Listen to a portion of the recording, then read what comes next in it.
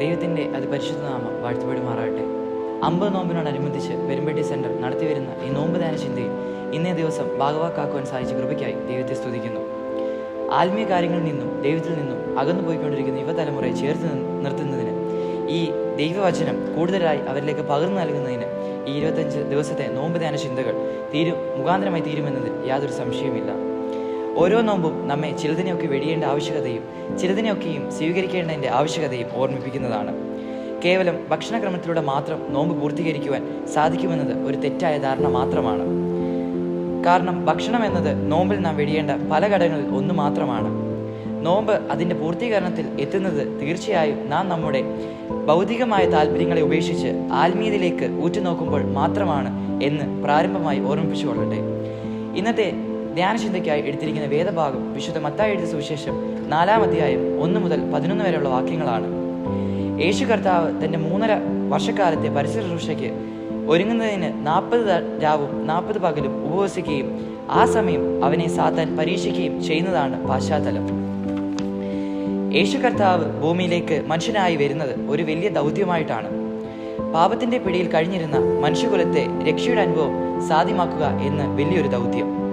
തൻ്റെ ദൗത്യത്തിന് പിതാവ് തന്നെ ഭരമേൽപ്പിച്ചിരിക്കുന്ന ലക്ഷ്യം അതിൻ്റെ പൂർത്തീകരണത്തിന് എത്തുന്നതിന് തീർച്ചയായും ഒരു ഒരുക്കം ആവശ്യമാണെന്ന് കർത്താവിന് തികഞ്ഞ ബോധ്യമാണ് അവനെ 40 ദിവസം ഉപവസിക്കുവാൻ അവനെ പ്രേരിപ്പിച്ചത്. ദൗത്യപൂർത്തീകരണത്തിന് ശക്തീകരിക്കുന്ന വലിയൊരു ഘടകമാണ് ഒരുക്കമെന്നത്. ഒരുക്കമില്ലാതെ ചെയ്യുന്ന ഏതൊരു പ്രവൃത്തിയും പൂർണ്ണമായി ഒരു ഫലം പുറപ്പെടുവിക്കുന്നില്ല. നമ്മുടെ ജീവിതാനുഭവങ്ങളിലൂടെ ഒന്ന് ചിന്തിച്ചു നോക്കിയാൽ അത് നമുക്ക് മനസ്സിലാക്കുവാൻ സാധിക്കും. ഒരു പഠിതാവിനെ സംബന്ധിച്ചിടത്തോളം പരീക്ഷ എഴുതി വിജയം കൈവരിക്കുക എന്നതാണ് അവൻ്റെ ലക്ഷ്യം. എന്നാൽ പഠിക്കുക എന്നതാണ് അതിന് മുൻപായിട്ടുള്ള ഒരുക്കം. ഒരുക്കത്തിലല്ലെങ്കിൽ പഠനത്തിൽ പിഴച്ചാൽ പരീക്ഷയുടെ റിസൾട്ടും മോശമാകുന്നതിന് കാരണമായി തീരും. അപ്പോൾ ജീവിതത്തിൽ ലക്ഷ്യപൂർത്തീകരണത്തിന് ഏറ്റവും ആവശ്യമായ ഒന്നാണ് ഒരുക്കം. ഇവിടെ കർത്താവിനെ ഭരമേൽപ്പിച്ചിരിക്കുന്നത് വലിയൊരു ദൗത്യമാണ്. പിതാവായ ദൈവത്തിൻ്റെ ഏറ്റവും വലിയ ആഗ്രഹം അത് സാധ്യമാക്കുന്നതിനായി ആത്മീകമായുള്ള ഒരുക്കം കർത്താവ് നടത്തുന്നു. വെടിയേണ്ടതിനെയൊക്കെയും വെടിഞ്ഞും സ്വീകരിക്കേണ്ടതിനെയൊക്കെയും സ്വീകരിച്ചും പിതാവായ ദൈവവുമായുള്ള ബന്ധത്തിൻ്റെ ഒരുക്കം. ദൈവവുമായുള്ള ആഴമേറിയ ബന്ധത്തിൽ ജീവിക്കുന്നവർക്ക് വലിയ ഉത്തരവാദിത്തങ്ങൾ ജീവിതത്തിൽ നിർവഹിക്കേണ്ടി വരുന്നവരുടെയും ജീവിതത്തിൽ വളരെ കഠിനമായ യാതനകളും വേദനകളും സഹിക്കേണ്ടതായി വരുമെന്നതിൽ യാതൊരു സംശയവുമില്ല. എന്നാൽ അതിനെയൊക്കെയും അതിജീവിക്കുന്നതിന് ഓരോ മനുഷ്യനെയും സംബന്ധിച്ചിടത്തോളം സാധിക്കുന്നത് അവരവരുടെ ജീവിതത്തിൽ അനുഭവിക്കുന്ന ചെറിയ ചെറിയ വേദനകളുടെ അനുഭവങ്ങൾ അതിജീവിച്ച് മുൻപോട്ട് പോകുമ്പോൾ മാത്രമാണ്. ഓരോ ചെറിയ ചെറിയ അനുഭവങ്ങളും നമ്മെ ശക്തിപ്പെടുത്തുന്നതിനായി ദൈവം ഏർപ്പെടുത്തുന്ന ഓരോ പരീക്ഷകളാണ് എന്ന് മനസ്സിലാക്കേണ്ടിയിരിക്കുന്നു. പഴയ നിയമ പുസ്തകത്തിലെ ഇസ്രായേൽ ജനതയുടെ തിരഞ്ഞെടുപ്പിനെ കുറിച്ച് ഒക്കെയും നമുക്ക് എല്ലാവർക്കും അറിയാവുന്നതാണ്. ദൈവം ആഗ്രഹിക്കുന്ന തരത്തിൽ ഒരു ജനതയെ വാർത്തെടുക്കുക അല്ലെങ്കിൽ അതിന് മുഖാന്തരമായി തീരുന്നതിന് ദൈവം അബ്രഹാമിനെ തിരഞ്ഞെടുത്തു. എന്നാൽ ദൈവത്തോട് ആഴമായ വിശ്വാസവും വിനയത്വവും ആ ദൗത്യപൂർത്തീകരണത്തിന് ആവശ്യമായിരുന്നു. അതുകൊണ്ട് തന്നെ ദൈവം അബ്രഹാമിനെ പരീക്ഷിക്കുന്നതിനായി അവൻ്റെ ഏകജാതനായ പുത്രനെ യാഗം കഴിക്കുന്നതിന് ആവശ്യപ്പെടുന്നു.